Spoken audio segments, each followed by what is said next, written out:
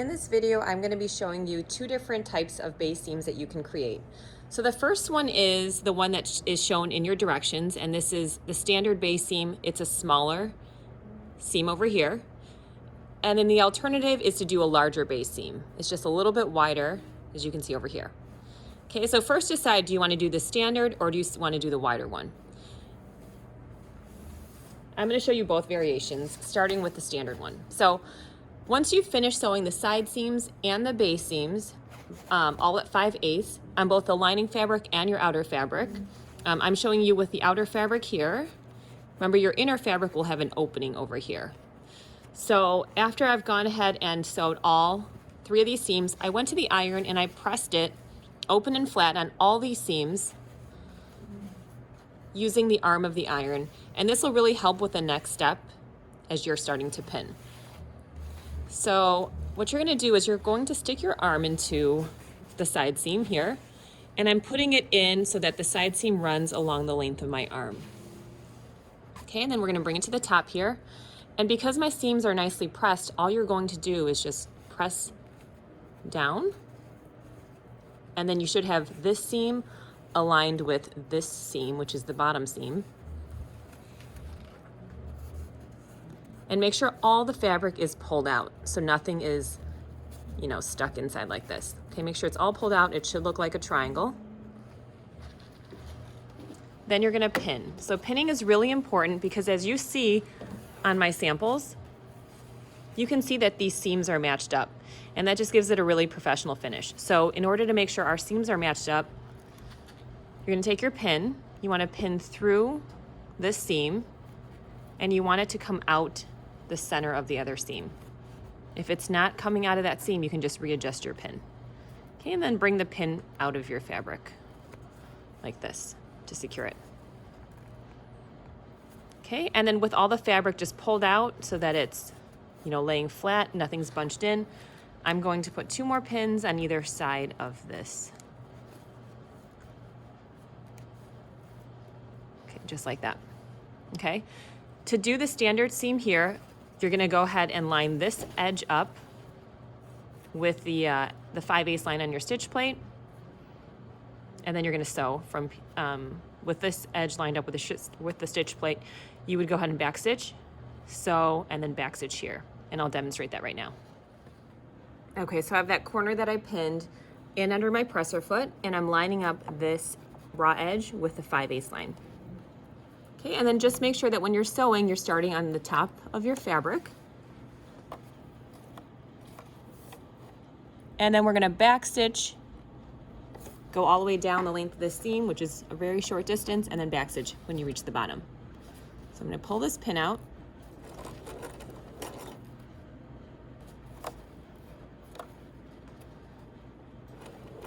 Back stitch.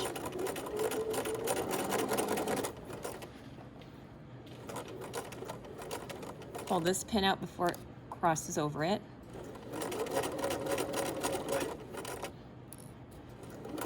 And then when you reach the bottom, you're going to back stitch about 3 stitches up. Okay, remove it from your machine. And then just make sure that when you sew it, that the stitch goes from the very top all the way to the very bottom. Make sure you back stitch at both ends. Okay, so that's how you do the standard 5/8 seam. Okay, now in this segment, I'm going to show you how to do the wider base seam. So we're starting out in much the same way. Make sure all seams are pressed open and flat.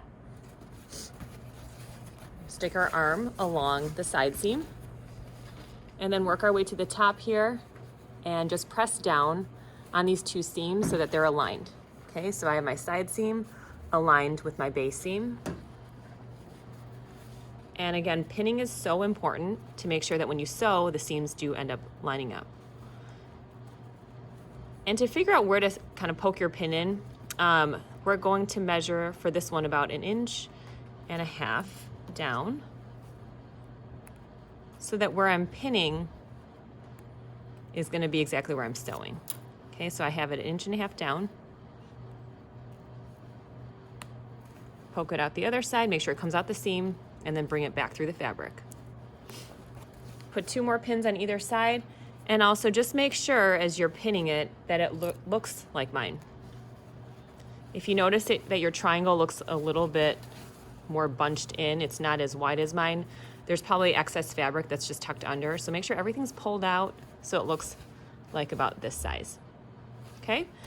Now this is just one extra step from the 5/8 seam that I showed previously. You're gonna take your seam gauge and find 1.5 inches. Put your slider there, and then you're gonna measure from the top of this triangle down to where that slider tab is. And just make a mark with your marking pencil.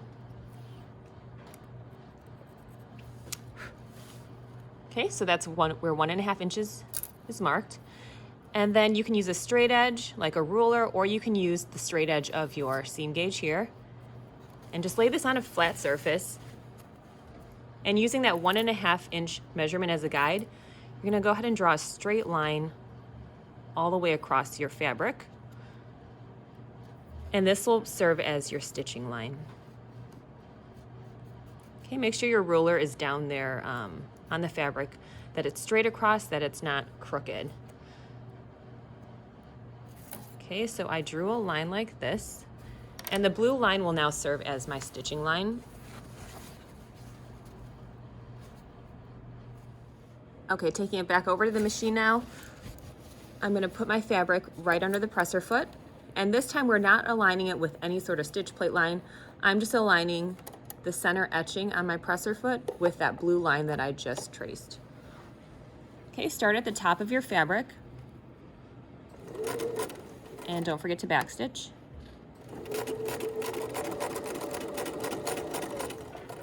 Remove pins as you cross them.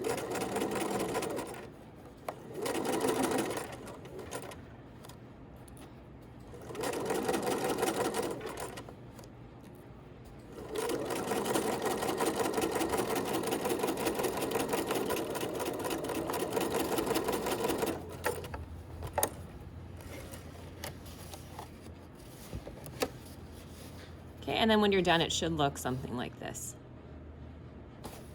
Okay, so I'll just go ahead and show you what the two different seams look like after you flip your bag right side out. Okay, so here's my sample bag turned right side out. And for my sample, I actually did one of the seams on one side, one on the other, but for you, you're gonna be doing the exact same seam on all 4 base seams. So 2 on this one, and then there's 2 on your lining as well.